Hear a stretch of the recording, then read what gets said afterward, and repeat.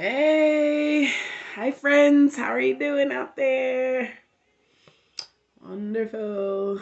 Again, thank you for my channel. Thank you for coming to my channel, Abena Noni. And we are here for the people. And we're gonna go over some more stuff. Super excited today. Okay, so we are going to talk about the white church. I will do my best to let you know when I am prophesying. Usually people can tell pretty easily because the word gets really heavy and it starts to hit your heart pretty like precise, like boom, boom, boom, like, oh, I feel this. This is right. This sounds right. So usually you can tell when I'm prophesying, but there are times where I'm just speaking God's wisdom, and there's times where I am giving an opinion. Now, I am usually pretty good about telling you this is my opinion. This is what I think. This is how I feel about it, right? And so there's always a bit of separation and a difference so that there's no confusion with that. If you do feel confused, though, please say something in the comments. Let me know. You know, the only thing I ask is just don't be rude. Don't be calling me names. I still got 15% of hood in there.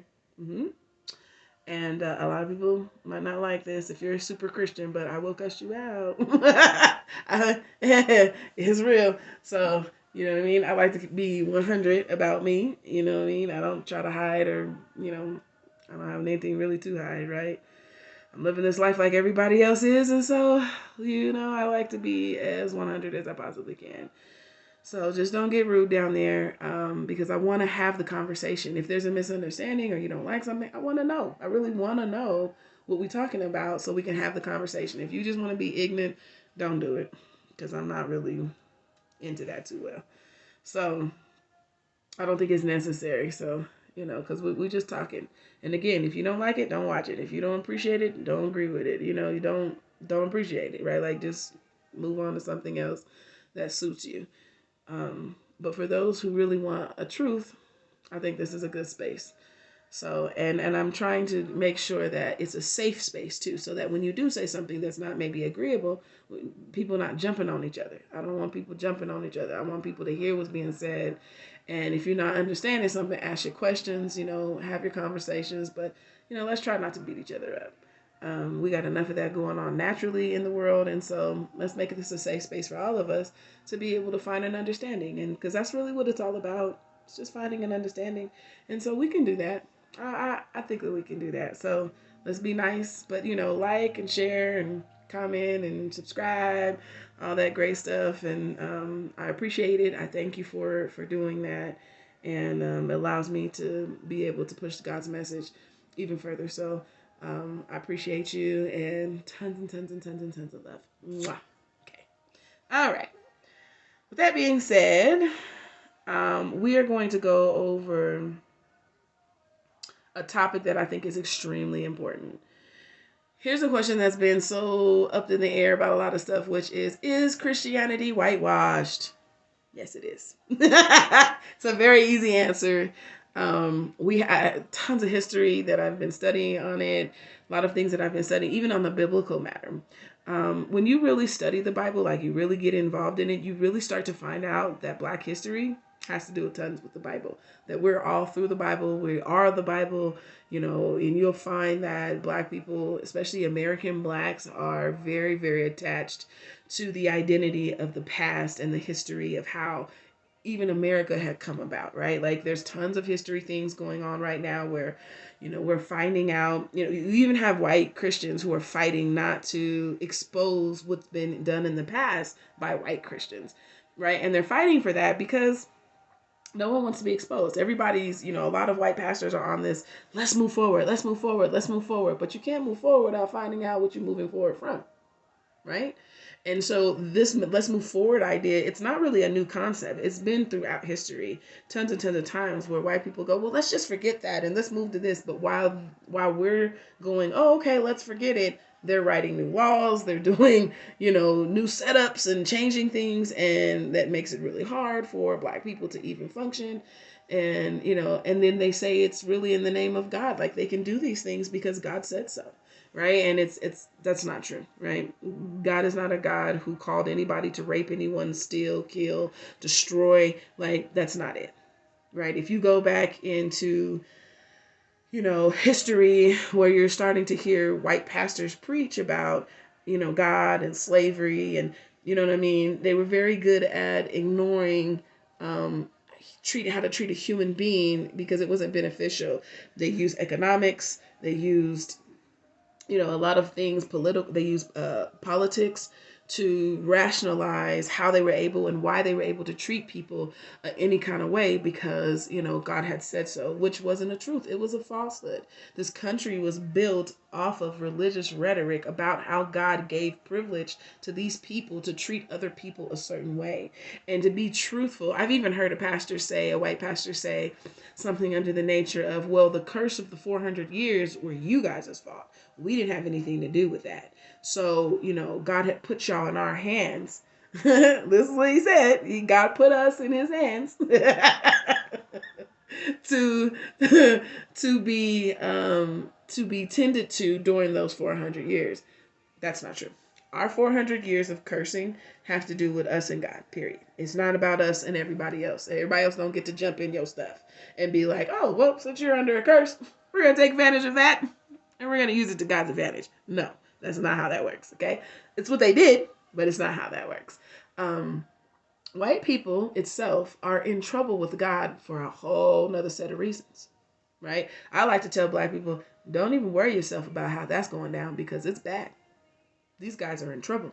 White people are in trouble. Now, I have to give a small disclaimer to that because sometimes when you say stuff like that, white people on a whole, in its totality, they numb it down to individuality, right? I'm a white person and I don't feel like that and I don't think like that. And we're talking about the totality of how the whole group of white people move. So no, you as an individual white person might not feel like you're a racist person, but in reality, you still benefit off of all the perks that go, and you're not standing up for the wrong thing, right? So if you're a white Christian in today's world, you're like, I'm not racist. I don't hate black people. I don't this. But if you see the injustice of black people, if you're watching them being mistreated, you're watching them go through all these things, white Christians, because our country is made up of white people more than any other culture of race, you should see white Christians at Black Lives Matter movements more than anyone else out of sheer number.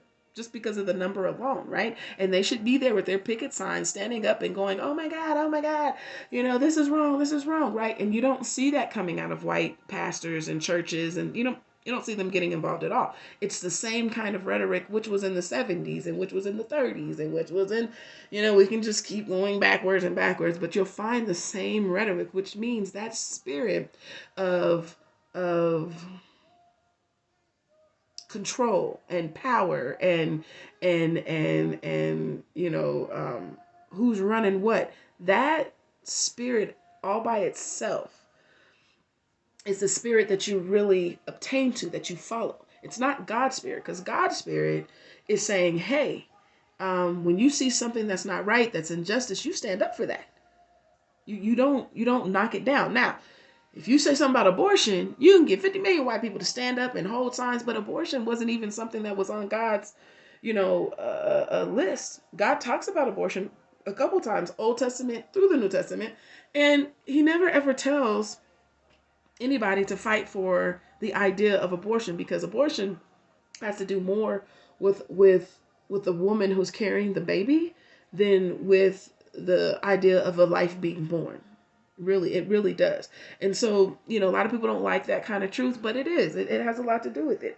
The woman or the person or the couple, if there's a couple involved, they have to take care of the baby when the baby's born. They have to, you know what I mean? Like there's a lot that goes into it, being pregnant itself, making sure that you have a unit, a family, a support system, there's a lot that goes there. And so when people stand around, it really, really irritates me on a personal level. This is just me saying this, but when you can watch a human being be hungry, or you can watch a human being be slaughtered and killed in the middle of a street, and you can watch a human being's rights be taken off of just the cleverness of words or verbiage. If you can watch, you can see all these strong disadvantages toward your brothers and sisters in Christ, right? We're all brothers and sisters in Christ, and you feel that it is not necessary for you to suffer, but it is for me. You're not humane with God. God does not find you logically humane. You don't understand that you are not doing the right thing when it comes to your shit. You're not. Okay? And white people tend to ignore. When they don't want to deal with it, they just ignore it and wait for it to pass. And when it goes away, then we come back in strong. But their words are falling so ill on people's ears lately because this word is not, it's not real. It's not a very real word that's being preached to people, because you're basically giving, a lot of, conflict in the word. You're basically saying you can be in the same body that I am in and not suffer, even though your Jesus said, if one suffers in the body, we all suffer in the body. But you don't have to take on the suffering, right? When you should be an advocate for it. If we're your brothers and sisters in Christ, you should be standing up for the Black community like there is no other right now, because it's what's happening to us is not correct. We have had marches, we have had political things, we have gotten into Congress, we've been representatives and senators, and still yet you can still see the strong disadvantages between being a Black person in the country and being a white person in the country. And if that doesn't chap your hide as a good old Christian, then you probably are not a Christian. And you probably do not belong to Christ the way you think you do. It should bother you greatly. You should lose sleep over it, actually. Right? It should be a suffering behind it. And white people don't have a suffering for Black people in this country. We're just the poor and the needy. We're not really their counterparts as far as being brothers and sisters equally with them, right? And you can tell through behavior. Behavior has a lot to do with Jesus. He don't be playing when it comes to behavior. How you behave, you can talk the talk all day long, but if you can't walk and you can't match your verbiage up with your actual belief system and behavior, you probably are not in a good space with God. And so these are the things that are not really said to white Christians, because when you say these things, and it's sad because we had people like Tom Skinner from the 70s. He did a great job. He did, I think it was like 35, 40-minute, spiel, and he gave them that word. He gave them history that led all the way to their present, and how it works and why it works the way it works, and what the problem is when it comes to white churches. At the time, I think in the 70s when he did that big, it was a conference. Tom Skinner did a conference. You can look it up on YouTube itself. I'm learning how to put these links in there so y'all can get this information quickly. But he was very precise on giving them, day-to-day understandings on how this really works. And so when you're starting to talk about Christianity being whitewashed, it definitely was rebranded, right? The book itself has a truth in it. It has the truth in it. It really does. And no matter what they may have taken out or put in, they couldn't avoid truth being spoken by a living God. There was no way. Maybe lessen some things where they didn't put in impacts on, culture or color of skin or things of that nature. They were very good at leaving the things that they didn't want in there, maybe, and pulling some things out. I'm still studying on the history of how the Bible was written. I had studied it before, but I'm really going back over it with like a fine-tooth comb, because there's a lot there. And one day, hopefully, we can go over that too, because it just is so much going on. And so I really want you to understand, like, Christianity is whitewashed because they've been in control of the rebranding. They took something from someone else, right? And they were given, white people, pretty much Caucasians, was given information from Orthodox Jews. Orthodox Jews was losing speed because Christianity had kind of taken place. It wasn't really called Christianity yet, but for the sake of conversation, Christianity was taking off heavy, and it was like killing the game. Like it was spreading faster than any other faith, and they was like, oh my God. And so Jews had a partner, and who they partnered with was wrong. So if you think about just that small sentence of the partnering and how things look today, what you really find, which is scarier to me, it was scary. I'm not going to say maybe for everybody. Some people probably already know this, some don't. But, when you think about slave ships, those slave ships were sponsored by Jewish people. They were made by Jewish people. They were actually captained by Jewish people. So it was a reason why, Israelites and Hebrews were put on those boats, because it was Jews who were chasing them through Africa. It wasn't white men. A lot of times people tell the story that white people was chasing them through Africa. They wasn't chasing them. White people wasn't doing that. One, they couldn't even, there were some lands they couldn't even go into like that. And they wouldn't have been able to find, Israelites and Hebrews really easily, because they mixed very well with African culture. So, we look the same because we come from that same space in real life, right? And so when you're going over this kind of information, it becomes kind of shocking, because the only people who would have been able to recognize them and point them out to put them on a boat would have been Jews, because they knew their culture. They knew Israel and they knew Hebrew culture. They understood it because they lived it and they did it too. So they would find us culturally, which is very interesting. It wasn't color, it was actual culture. And so culture has a lot to do with how we even function today. We do not function like Black people. We function under culture, right? Even the small thing, there's a lot that's been taken from Black people in today's time, right? Like when you look at Black people now, to even if you go back 60 years, right? Like a lot has been taken away from us, a lot. But our culture is still very prevalent. How we speak, how we move, how we talk, how we get things done, how we, you know what I mean? Even when you're grimy, there's still a way that we approach each other when it comes to how we move as the people we are. That disturbs white people because they already know that there's a power that sits there.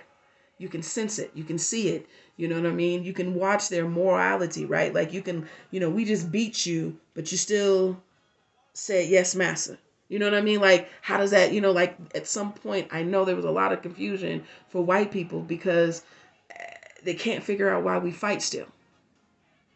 They've obliterated us in so many different ways that we should not have the unction to fight or go after anything, but we fight. That's because our spirit is strong. Even over the Jew culture, the Jewish culture, we are still more adamant as a tribe and as people than they are. This is why you're starting to find Jewish culture starting to come over and want to talk to Black people and want to be a part of Black people, because they know that they did a lot of real bad things towards, this us, the lost tribes. They knew it was us, and they did a lot bad towards us. And now, but they didn't have a fingerprint on it. We don't have a fingerprint showing that they did bad things, right? We have white people who did all these bad things, right? And Jews have been sitting back like, yeah, these white, but Jews they're actually pretty horrible people.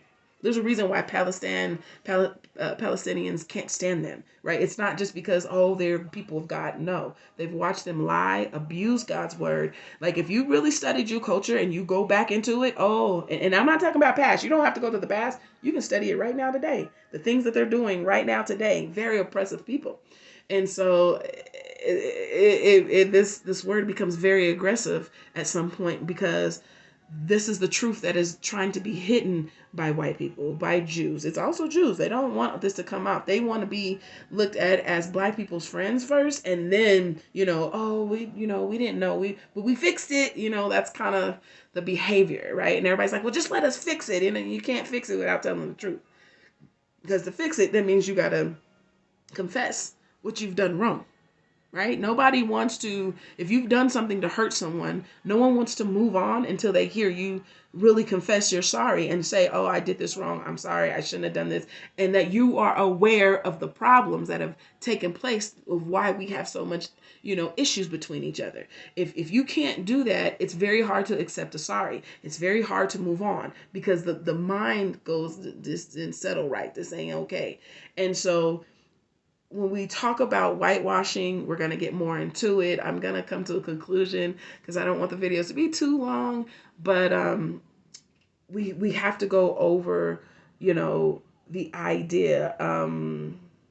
Pueblo Otabla, Otaola.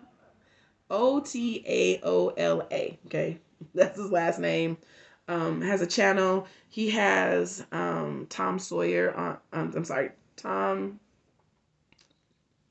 Skinner. Sorry, I keep messing his name up. Of the conference that he did, it's really crazy to see someone from 1970s say exactly what we're going through still to today. It is kind of mind blowing.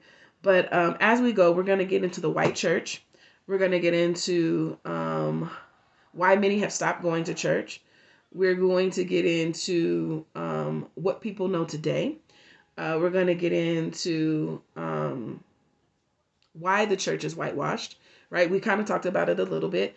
And we're going to get in also to the parts of that Jews play into this. And we're going to break down this. And this is for my white brothers and sisters, right? This is not just for black people. We know that we're going through it with other cultures and different races of people. We know that. We know why. And it's really because of the sin that was, put on the cross. You know what I mean? It bears a symbolization of where humanity sits. And Jesus getting back up, the resurrection bears that it doesn't have to, it can stay on the cross and not stay with us. Right? And we have to learn how to, agree with that in the spirit and learn how to come together. God says that my will is all men be saved. So even as a black woman, I still have to keep in mind, because I really believe in my Father, that it is his will that everyone be saved. But I can't help you. You can't help me unless we start having some real honest conversations. And these honest conversations will bring us to a place of peace. And when you have peace, you're able to do things differently. You're able to run differently. You're able to, approach things with such a manner that will allow people to open up and be free.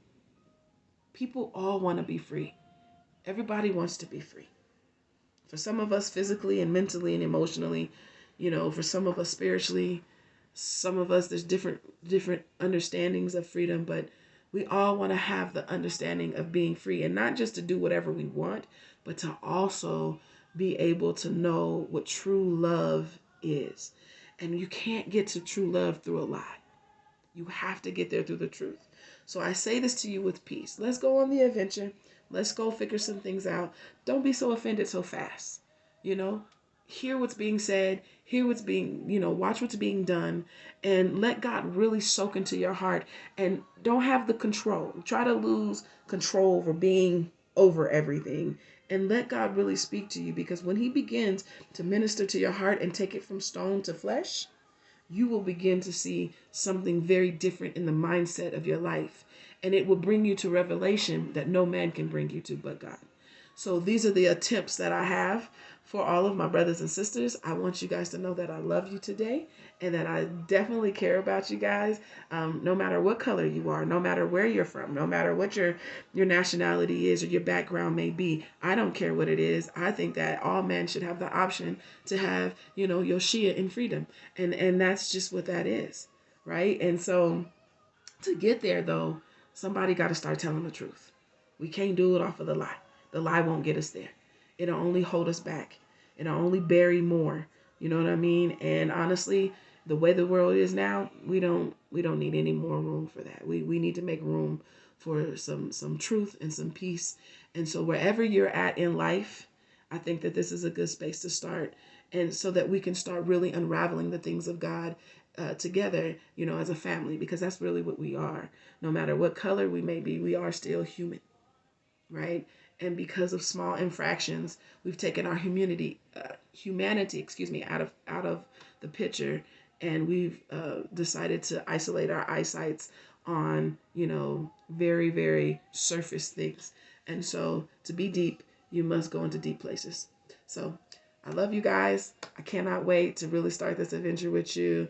Our first topic is Christianity whitewash. We've already answered that, which is yes. Now let's go find out why. I love y'all, and see y'all at part 2. Bye.